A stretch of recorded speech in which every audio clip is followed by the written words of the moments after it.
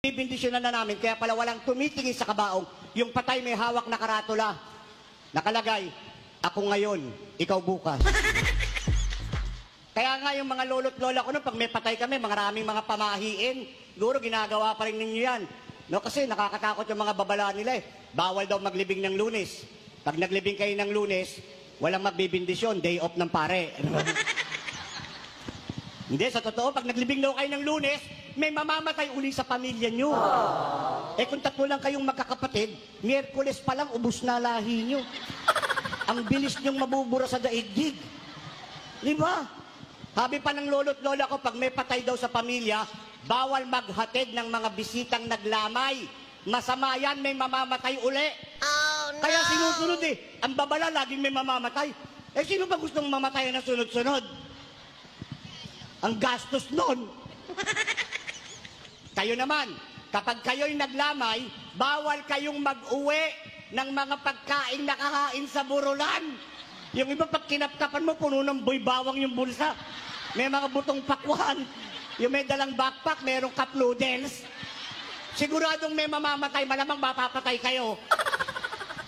Eh namatay na yung mga tao, kinukupit nyo pa yung chicherya.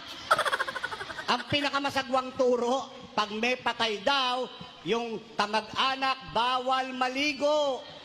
Pag naniwala naman kayo dyan, mamamatay naman ang mga naglalamay sa baho ng pamilya niyo. Tinatanong ako, totoo ba, Padre, mga pamahiin na matatanda? Hindi ho yan totoo. Pero, mabuti na din yung sigurado. No? Eh, paano kung mamatayan kayo uli? Ikaw ang sisisihin. Kasi naligo ka. Hindi yan tinuturo ng mga matatanda dahil takot silang mamatay. Ako, hindi ako takot mamatay. Pero hindi din ako nagmamadali. Eh marami pa namang cameraman dito, no? Pwede na silang mauna.